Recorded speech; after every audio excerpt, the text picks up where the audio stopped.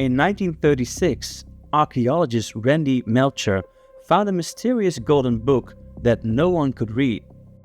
Not coded, not damaged, just unreadable. A few decades later, the book was found inside an elite university vault.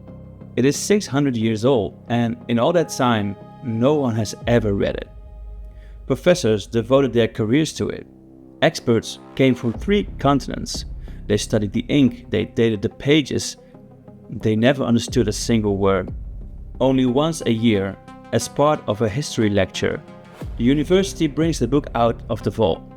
A glass case, 1 open page. Students file past, 1 at a time, and a few seconds each. Most of them take a photo, some just look. Then a first-year student named Elena leaned over the glass and very softly, almost to herself, she began to read. At first, no one noticed. The sounds she made weren't any language the professor knew, but they had rhythm, grammar, meaning. And then a gust of wind came. Witnesses swear every door was closed, but the pages inside the glass case began to turn, faster and faster, and then they stopped. Not at random, at 1 page deep in the book. The page scholars had stared at for 600 years. Elena leaned in. Her lips moved through the first sentences. And then she suddenly stopped reading. The way you stop when you open a door you shouldn't have. She stepped back from the glass, her face white as the gloves of an archivist. She said, while startled, I'm sorry, and she ran off. Nobody understood what happened that day. A day later, an email from the linguistics department. Polite, curious. Would she come by when it suited her? And she did. Coffee, biscuits, high-resolution scans of the book. She read them the way you'd read a newspaper. The book contained warnings of global events, dated, numbered. Whoever made this book was building something meant to survive. Then, a linguist asked about the phrase repeating through the pages. Elena translated in a whisper, "It begins with the wind from the east." Then, quietly, the room changed. New faces came in, never introduced. Guards, a consent form with unfamiliar logos.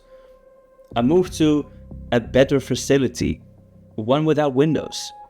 And on the table, one morning, a single scan. The page. The one the wind chose. Read it, they said.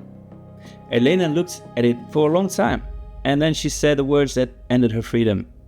"No, what's on this page, if I tell you, it will come true." They stopped asking nicer. The sessions grew longer. The schedule required an extended stay. Day after day, the same page on the table. Day after day, the same answer. But Elena finally snapped and reluctantly told them what they wanted to know. The only thoughts that went through her mind after that were like, I need to escape. So she started to notice the patterns of the guard shifts and layout of the building. On day 3, during a shift change, Elena seized the moment and escaped. No trail, no footage past the parking lot. She has not been seen since. The linguist leaked her file. Elena was born with a rare malfunction, focal cortical dysplasia in the left fusiform gyrus, the exact region that turns symbols into sound. After further investigation of her and her family, researchers learned this very specific trait was passed on genetically for generations. And after all this time, they believe it was her ancestors that wrote the very book they failed to read for so long. So, Elena never cracked the book. She was simply the first person of her lineage that saw the book after 600 years. She was simply on the right location at the right time. Or is there more to it? What has she learned that frightened her so much, and how did her ancestors know what was coming? The book has moved, a new vault in a highly restricted area. Fast forward 3 years, and this autumn, on 3 continents, weather stations recorded windstorms their own models could not explain. No front, no warning, out of a clear sky and gone. Scientists call it an anomaly. Somewhere years ago, in a room with no name on the door, a quiet woman read those warnings. Somewhere years ago, in a room with no name on the door, a quiet woman read those warnings.